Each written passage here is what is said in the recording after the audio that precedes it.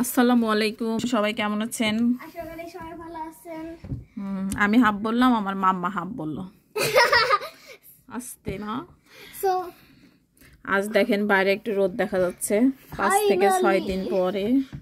Finally অনেক তার আগে থেকে মানে রোদ ছিল না, তারপরে শুরু হয়েছিল আমাদের এখানে ঝড়। আর আপনারা যদি সাবস্ক্রাইব না করে থাকেন আপনারা কি করছেন? আপনারা সাবস্ক্রাইব করে আমাদের পাশে থাকেন। হ্যাঁ, এখনো হালকা ঝিরিঝিরি বাতাস হচ্ছে, বাইরে তো সেই ঠান্ডা। আর একটু রোদ দেখে মনে হচ্ছে বাইরেটা ক্লিয়ার আজ, আর অন্যদিন সে অন্ধকার হয়ে থাকে। এমন ঝড়, বাংলাদেশে যেমন উপকূলীয় অঞ্চলে ঝড় হয় ঠিক তেমন ঝড় হয়েছিল এই কয়েকদিন। জারিয়া তারপরে উইকেন্ড ছিল বলে বাসা স্কুলে যেতে হয়নি। আর জারিয়া তো উইকেন্ড ছিল স্যাটারডে সানডে, আর আজকে মানডে। তারপর আমার মাম্মাকে আমি স্কুলে পাঠাইনি। দেখেন বিকজ আমার ভালো লাগছে না, কিন্তু আমি অ্যাকচুয়ালি বাসায় স্কুল করছি। সো আমি পিই করেছি, পিই শেষ, আর আমাদের ব্রেক টাইম 15 মিনিট পিই পরে। সো আমার ঘড়ি আছে, সরি ঘড়িতে টাইম দেখি। সো আমার স্টপ করা লাগবে 50।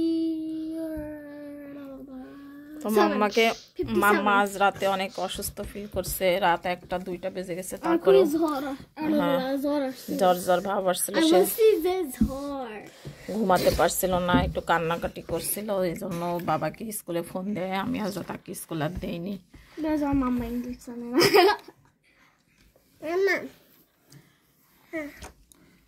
পরে এখন আবার সে উঠছে, খাওয়া দাওয়া করে খেলা করছে। আমি বলছি যে মনে করো তুমি এখন স্কুলেই আসো, এর জন্য সেই স্কুলে যে অ্যাক্টিভিটিস গুলো করে সেগুলো এখন বাসায় করতেছে।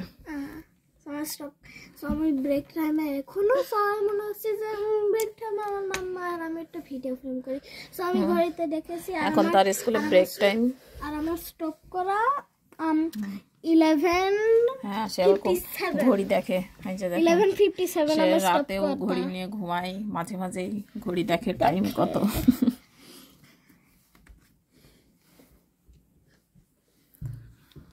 আর যে রাস্তায় দেখা যাচ্ছে 2-1 জন মানুষ আছে, নাই এমন অবস্থা। রোদ দেখলে মনে হয় আমার একটু বাইরে যে ঘুরে আসি, কিন্তু এত ঠান্ডা, রোদের কোনো বিশ্বাস নাই। আমার মায়ের কথাটা আবার খুব বলে, রোদের কোনো বিশ্বাস নাই,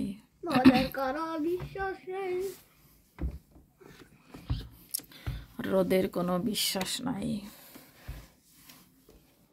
কোনো বিশ্বাস নাই রোদের। কি আর করার।